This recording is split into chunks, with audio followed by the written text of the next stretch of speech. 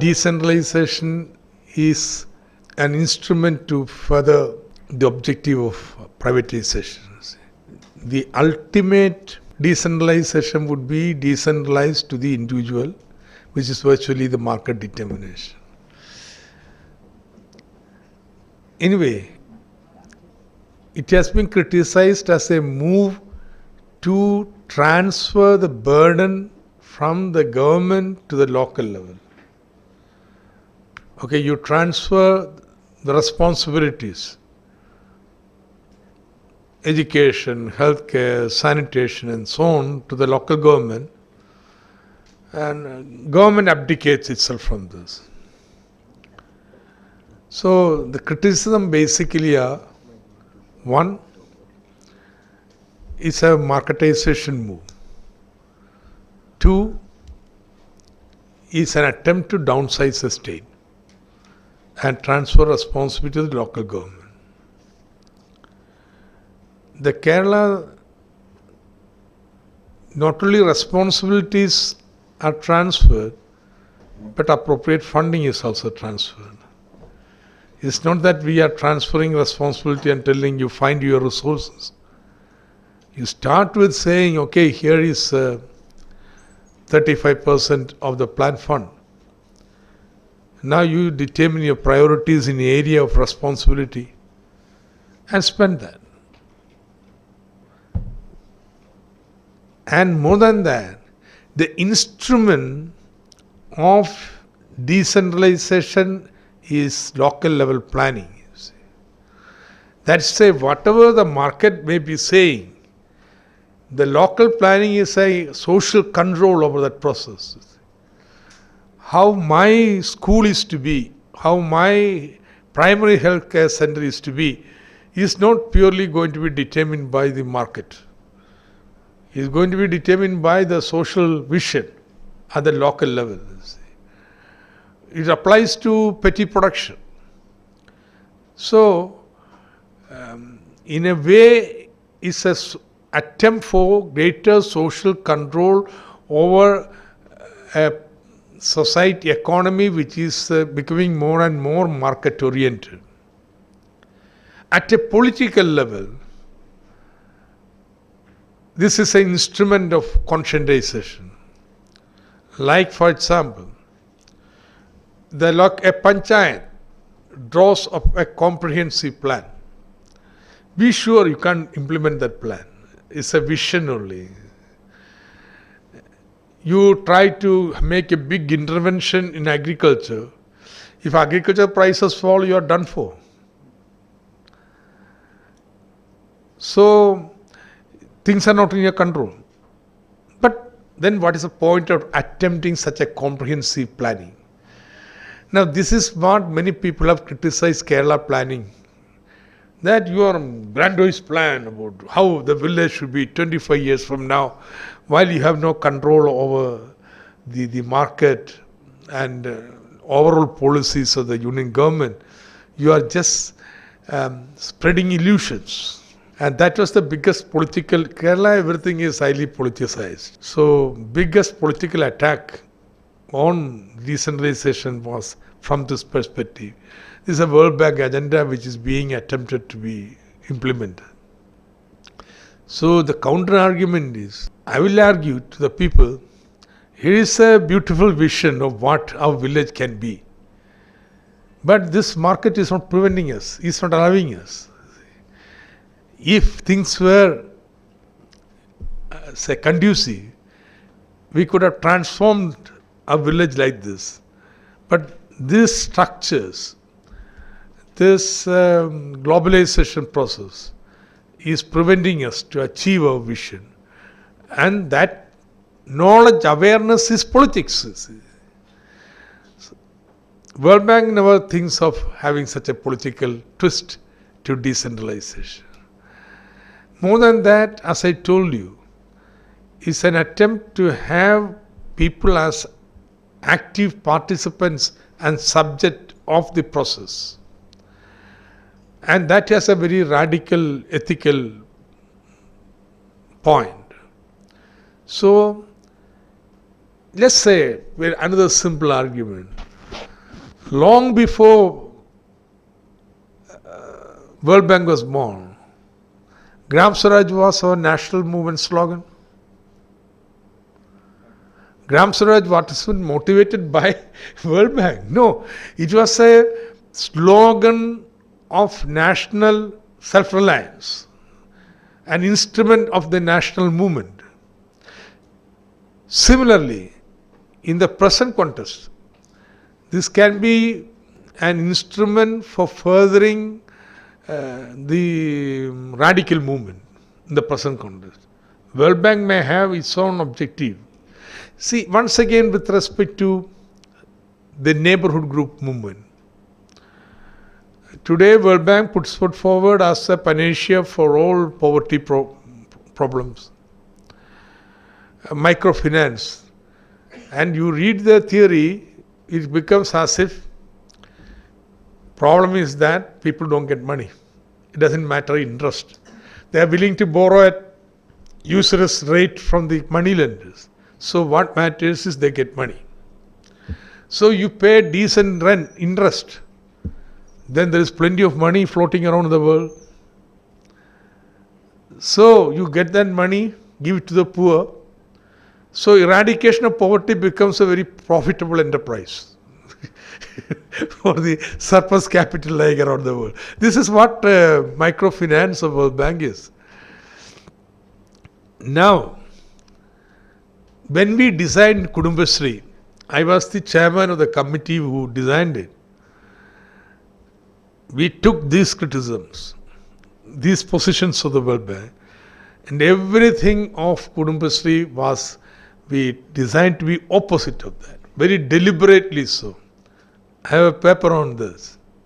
So we decided rejected self-help group. He said, this self-pitying stuff. And there's nobody to help me, only I may have got. Why am I poor? Because I didn't save enough. Now that I've saved micro saving, now I'm going to get out of it. So we call it neighborhood groups, no self-help group. So starting from there, then this becomes part of the local government, not NGO. It's part of the local government. NGO will have to redefine its role in the context of decentralization, because ultimately decentralization to me is making government at the cutting edge work like a NGO. That's it. See, now you have the government and then you have the civil society, the government apparatus and NGO. Now there is a Chinese wall that separates the two. When you reach Gram Sabha, tell me, is it part of state apparatus or of the civil society? Now you want to design a local government where this difference merges, and that's what we call synergy. That's what we call synergy, see. So here is a radical experiment vision of polity, and a lot of NGOs in Kerala felt threatened that you are encroaching upon a lot of people went consultation, of course, they are very open. I'm personally, so a lot of consultation. They say, that is our idiom, that's our phrase. Very good, you should be happy I'm using that. But to me this is it, that at the cutting edge this difference should blur. That's when the true synergy comes. So, is part of the local government, and this neighborhood group is precisely doing that function. Neighborhood group is not a part of government apparatus. In a sense, it's part of civil society, but it's linked to very organically with the local government. Then, this is not the panacea, sole answer. That's what they say. In fact, World Bank wanted to use that to kill all the anti-poverty alleviation program, all the poverty alleviation programs, because the alternative, microfinance. They say no, it's only complementary. Kudumbashree would provide the broad platform for integration, convergence of all the poverty alleviation programs of all governments, central government, local government, state government, everybody.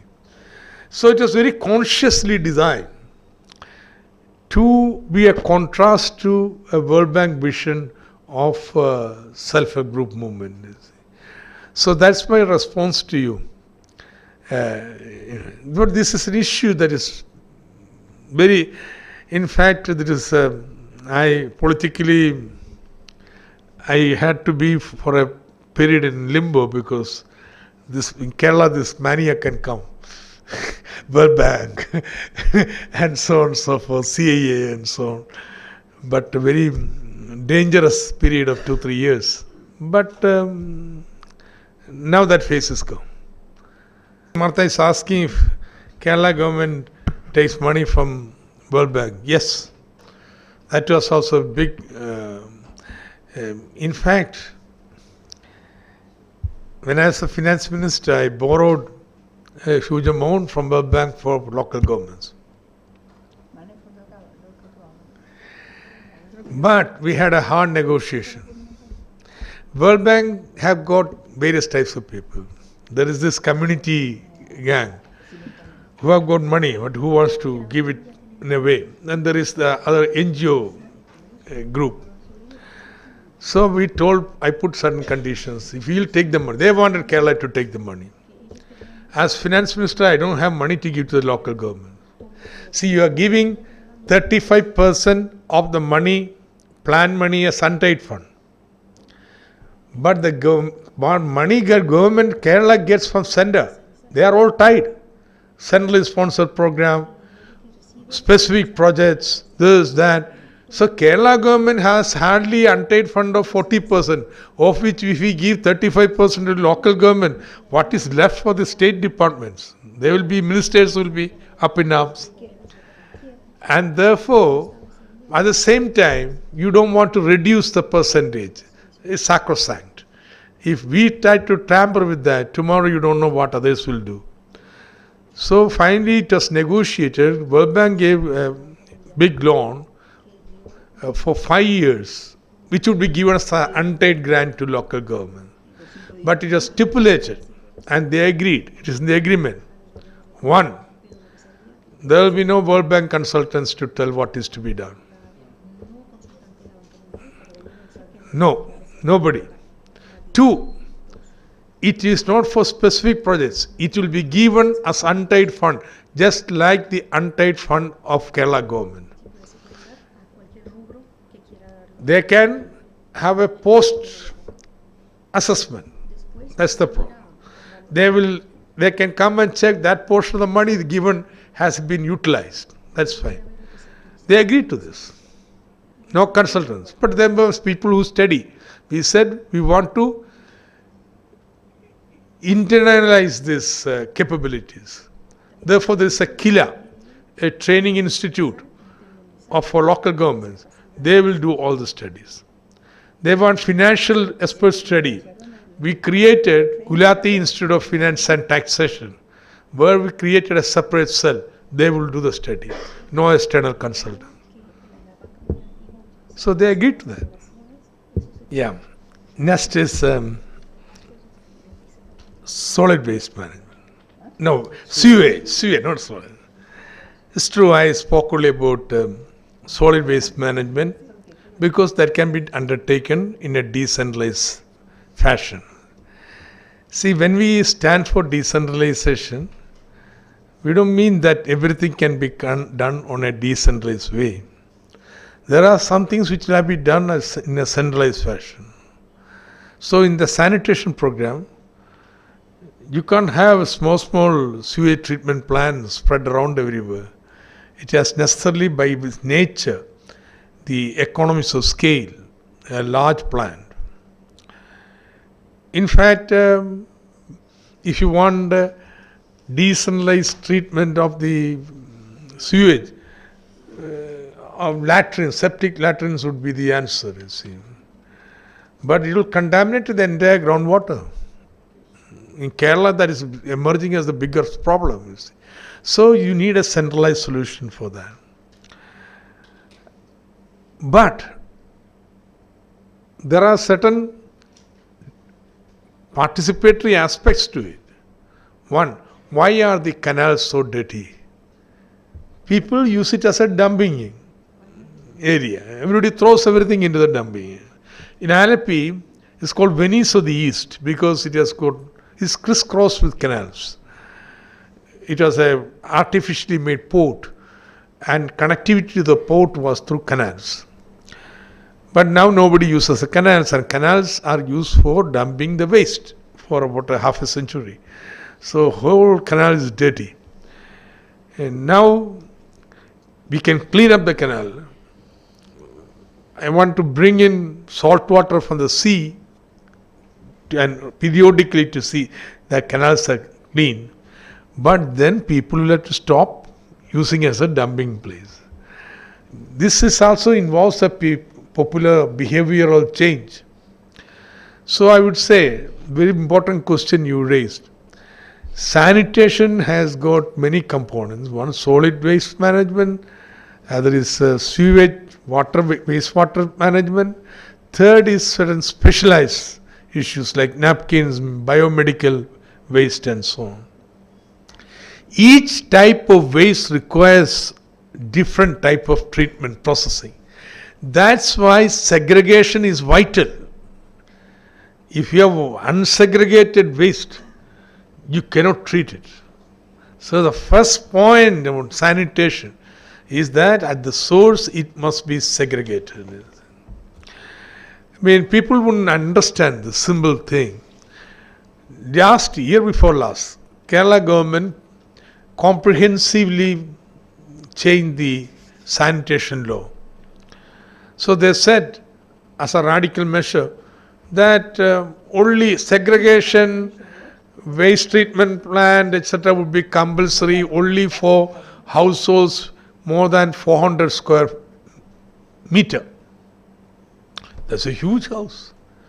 I try to argue with them. It's silly that everybody, however small you may be, have to segregate. That is the civic duty.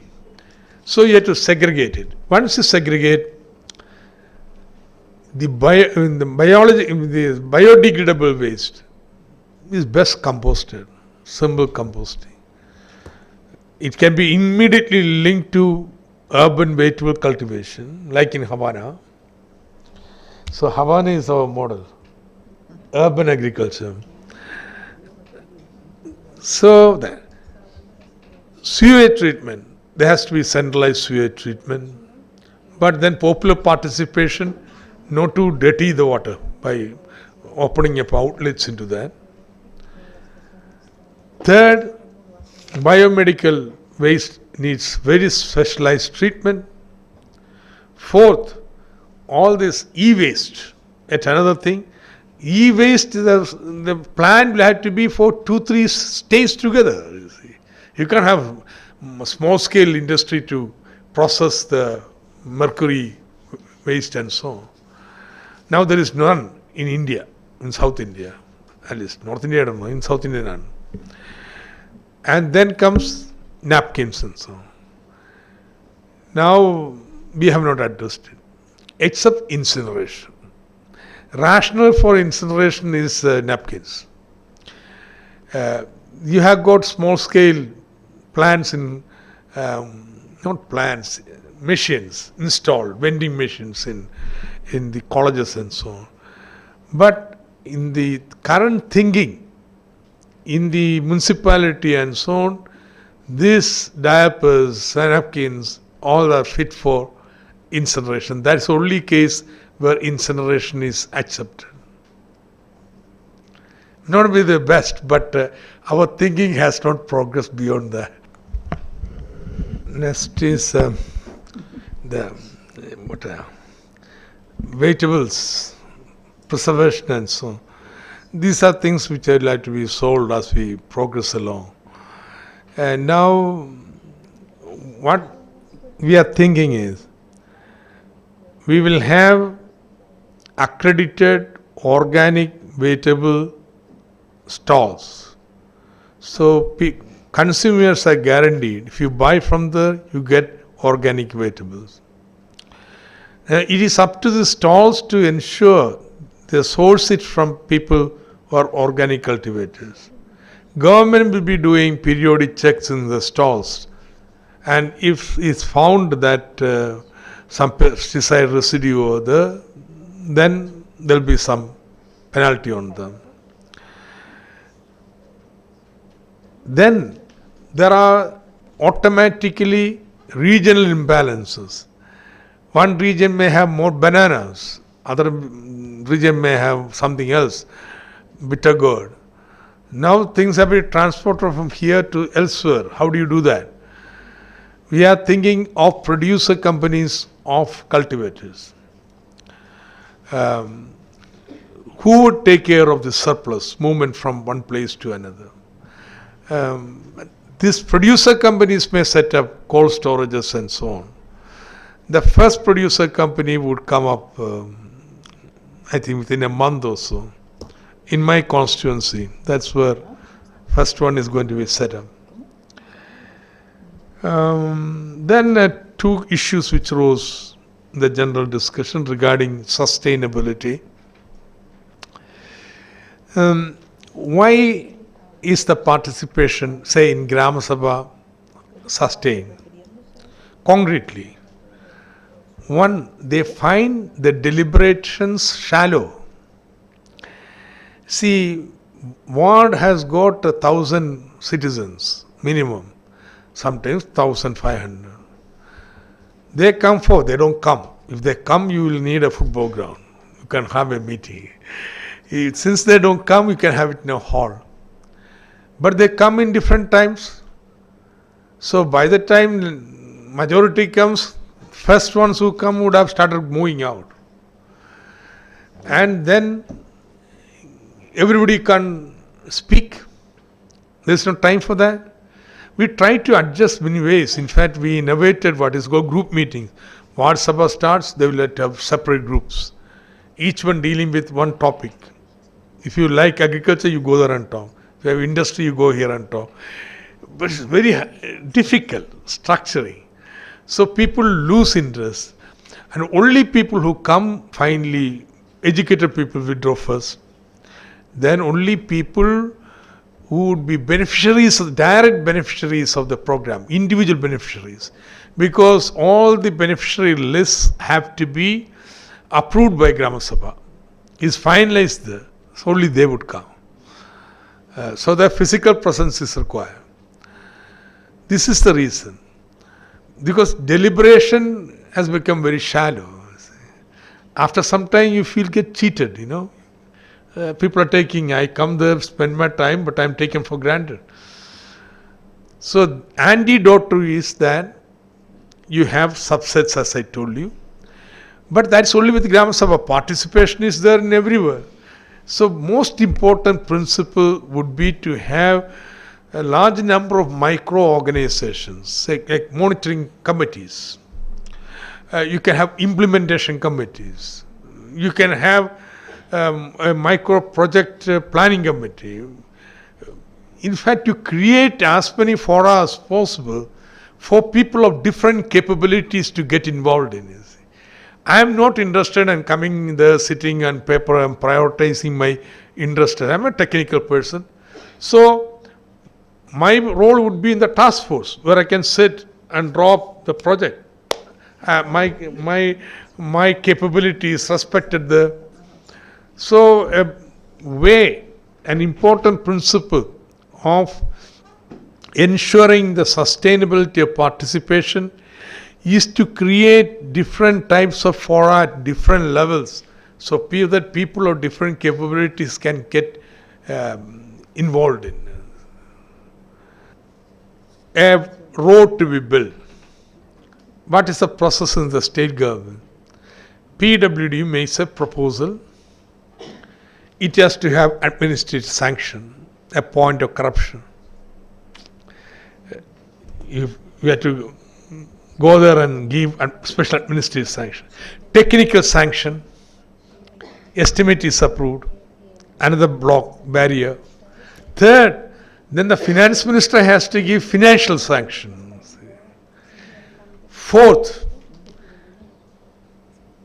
tender. Once the tendering process, there is tender excess and so additional work, etc. Fifth, when work is done, it has to be measured and countermeasured. And sixth, money has to be drawn. All these are potential points of corruption. Now, once the process is decentralized, a road to be built, administrative sanction is given the moment the project is approved, and there is a transparent procedure for drawing up the project or preparing the technical sanction also. There is a committee to give that. So all possibilities of corruption in the first three stages are eradicated. Of sanctioning, technical as well as administrative, financial sanction, these are removed.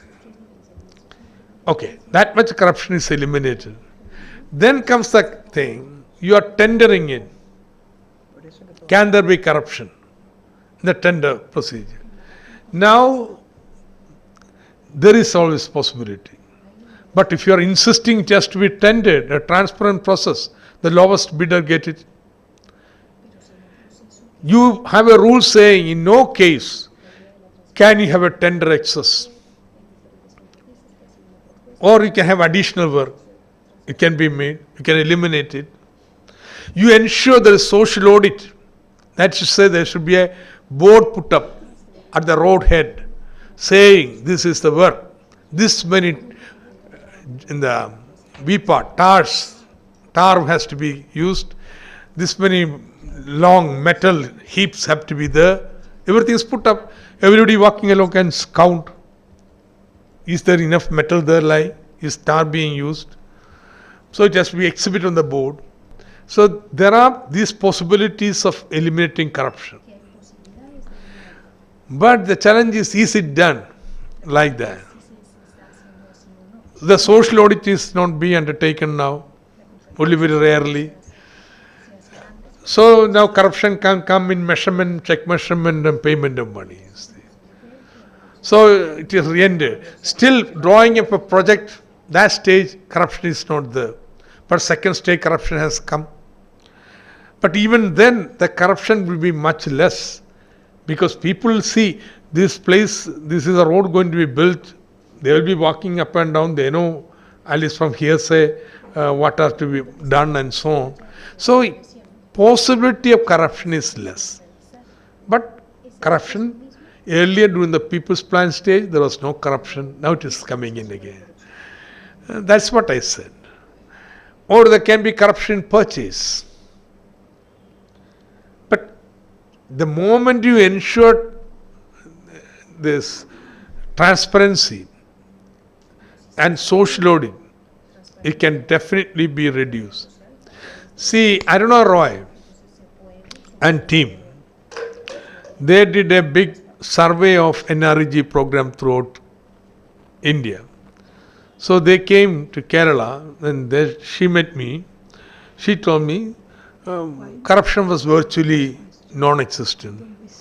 Reason was simply this: no contractors whatsoever. Kudumbashree, women's self-help group, 90% of the workers are women. So they prepared themselves for projects with officials. All mates were selected by Kudumbashree. Members were actually the workers. So there's a kind of self-policing system, you see. And money is paid into the account.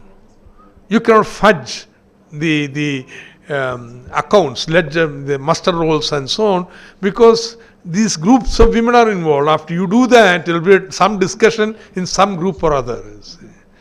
So she told me this was the best. In rest of India, a lot of fudging is going on. But here it is extremely difficult. You have to get everybody into a conspiracy mood of, so it can be reduced. Okay.